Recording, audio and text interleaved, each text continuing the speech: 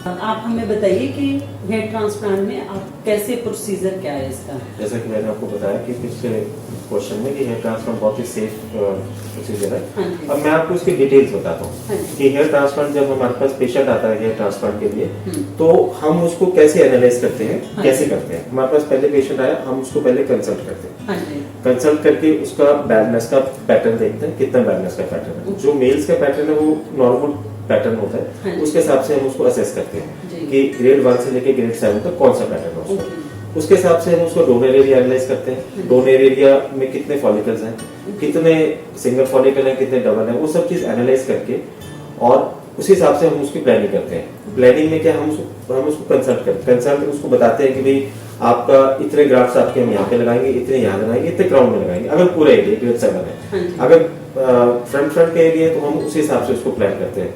कहने का मतलब है कि फर्स्ट तो जो चीजें इंपॉर्टेंट है, पहले ग्रेड ऑफ बैडनेस देखनी है, पेशेंट की एज देखनी है, पेशेंट की फिटनेस देखनी है, मेडिकल पेशेंट फिट है कि नहीं है ट्रांसप्लांट के लिए। फोर्थ थिंग ये देखनी है कि पेशेंट का डोनर एरिया है कि नहीं है। कईयों का डोनर एरिया बहुत ही वीक होता है और ग्रेड 7 या ग्रेड 8 लगा लो, उसमें भी बैडनेस में भी आपको एरिया कवर करना है। तो पेशेंट की एक्सपेक्टेशंस के साथ भी हमें रियलिटी को भी फेस करवाना है। कहने का मतलब ये है कि पेशेंट जब आता है ट्रांसप्लांट के लिए तो कई बार पेशेंट ऐसा होता है कि नहीं मेरे तो ये यहाँ से लेके यहाँ तक पूरी डेंसिटी दे दो आप, वो चीज पॉसिबल नहीं होती। वो चीज हमें पेशेंट को at the time of consultation explain करनी है कि आपका इतना रिजल्ट आएगा, इतना हम दे सकते हैं, इतना हम 1-2 साल के बाद जाके इसको रीइंफोर्स कर सकते हैं। तो फर्स्ट स्टेप है हमारा कंसल्टेशन टू द पेशेंट, ठीक है। सेकंड फिर आती है प्लानिंग। प्लानिंग के जब कंसल्टेशन होगी है, फिर उसके बाद पेशेंट ओटी में आ गया। ओटी में आके हमने उनकी मार्किंग वगैरह करी, सारी मार्किंग पेशेंट के हिसाब से, पेशेंट के फेस के हिसाब से, जो उसकी एग्जिस्टिंग हेयर लाइन है उसको देख के, जो उसका बैडनेस का पैटर्न है उसको देख के, सारी चीजें देख के हम उसकी मार्किंग करते हैं। मार्किंग करने के बाद एरिया असेस करते हैं, कितना बैंड एरिया कितना हमने कवर कर रहे हैं, उसी के हिसाब से डोनर एरिया मार्क करते हैं। डोनर एरिया ट्रिम करते हैं, ट्रिम करके वहां से एक्सट्रैक्शन करते हैं, पंचिंग करते हैं और ग्राफ्स को निकाल के हम वहां पे जो हमारा रेसिपिएंट एरिया, जो बैंड एरिया, वहां पे हम लगाते हैं। अब इसमें दो चीजें आती हैं कि टेक्निक्स आप कौन सी यूज करोगे इसमें। अब मैंने आपको बताया कि टेक्निक्स इसमें एक तो एफयूटी टेक्निक है, उसमें हम पीछे से जो डोनर एरिया हमारा होता है ये बैक साइड होती है। डोनर एरिया 3 डोनर एरिया होते हैं mainly, according to the grade of badness हम उसको यूज करते हैं। अगर आपको सिर्फ फ्रंट एरिया करना है तो हमें पीछे से बाल निकालने, जो डोनर एरिया है। अगर आपको पूरा एरिया कवर करना है, क्राउन भी है, मिडल पोर्शन भी है, तो हमें बियर्ड का भी डोनर एरिया यूज करना पड़ता है, बियर्ड। और अगर चेस्ट पे है तो चेस्ट पे भी यूज करना पड़ता है। सब केसेस में जो प्यूबिक एरिया वो भी यूज करना पड़ता है। वो डिपेंड करता है कि कितने क्वांटिटी ऑफ ग्राफ्स हमें रिक्वायर्ड है और हमारा डोनर एरिया कितने हमें ग्राफ्स दे सकते हैं, जो डोनर एरिया बैक साइड का है। उसके अलावा हम फिर बॉडी के ग्राफ्स लेते हैं। तो ये जो ग्राफ्स है, ये तो सारी टेक्निक्स जो है वो सारी एफयू में आती है, फॉलिकुलर यूनिट एक्सट्रैक्शन में। एफयूटी में जो करते हैं वो सिर्फ हम बैक साइड से करते हैं, पर वो टेक्निक आजकल बहुत कम लोग करते हैं, ऑब्सोल्यूट हो गई है। बिकॉज उसका रीजन है कि पीछे एक लीनियर सा स्कार रहता है, अगर ढंग से उसको ट्राइकोफिटिक क्लोजर नहीं किया गया हो तो, ठीक है, क्लोज उसको नहीं किया गया। बट आज की डेट में उसकी इंडिकेशंस बहुत कम है और हम नॉर्मली एफयू टेक्निक करते हैं, जिसमें मैंने आपको बताया पीछे से हम एक फॉलिकल, एक जड़ को निकालते हैं और अप्रोक्सीमेटली जो पीछे की जो हमारा डोनर एरिया होता है उसमें अप्रोक्सीमेटली 20,000 जड़ होती है आपकी, 20,000 जड़। तो हम 4 में से एक जड़ निकालते हैं, तो अप्रोक्सीमेटली मान के चलो हम पीछे से 5,500 के आसपास जड़ें आपके निकाल सकते हैं एक बार। तो अगर सेकंड सेटिंग हमने करनी है फिर हम 1,500 2,000 और निकाल सकते हैं, थोड़ा सा डोनर एरिया देख के।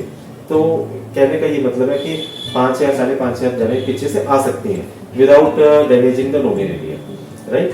और बाकी जो सपोज किसी के रिक्वायरमेंट ज्यादा है एरिया असेस करके, तो हम 2,000-2,500 बियर्ड में से निकाल सकते हैं, चेस्ट में से 1,000 के आसपास निकाल सकते हैं। और हमने देखा लोग ऐसे बोलते हैं नॉर्मली कि चेस्ट और बियर्ड के बाल ग्रो नहीं करते हैं, पर मैंने ये चीज असेस करी है कि ओवर द टाइम कि चेस्ट और बियर्ड के बाल ग्रो करते हैं, but as compare to scalp कम करते हैं। बट अगर हमारे पास ऑप्शन नहीं है तो हम we can not leave the area vacant, हमें कुछ ना कुछ तो उसमें लगाना पड़ेगा ना।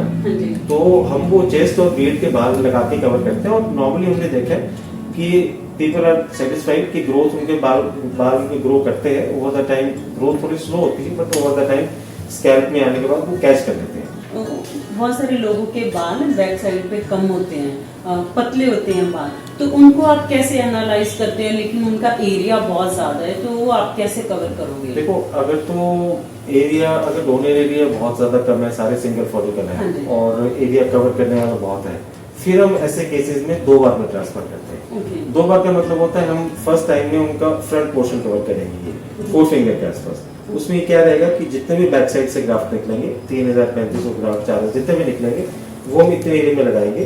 जी। और सेकंड सिटिंग जब हम करेंगे, जो बाकी एरिया आपका बच गया, मिडिल पोर्शन और क्राउन पोर्शन, वो हम जो सेकंड टाइम बैक साइड से पंचिंग करेंगे, बैक साइड से ग्राफ्ट लेंगे, फिर से दोबारा से लेंगे, बियर्ड से लेंगे, चेस्ट से लेंगे, और भी कहीं बॉडी में है ना, वहां से लेंगे, वो सारे बाल लेके कवर करेंगे हम सेकंड सिटिंग में। बॉडी हेयर भी आप ले सकते बॉडी हेयर भी ले सकते हैं, बॉडी हेयर भी ग्रो करते हैं। हमने क्लिनिक में बॉडी हेयर से ही काफी पेशेंट्स हमने किया, और हमारा इस पर रिसर्च आर्टिकल भी है जी। और काफी हम इसमें पायनियर है एक तरह से बॉडी हेयर में। हाँ। और जो ज्यादा पेशेंट्स ग्रेड 7 ग्रेड 6 के, तो हमारे क्लिनिक में बहुत ज्यादा आते हैं। जी जी। और तो हमने इस चीज में ट्रीटमेंट किया काफी, और काफी अच्छे रिजल्ट्स आए हमारे। तो ऐसे केसेस को हम इस तरह से हैंडल करते हैं कि उसमें 2 बार में करना पड़ता है, और 2 बार में करके उनका रिजल्ट अच्छा आता है। अच्छा।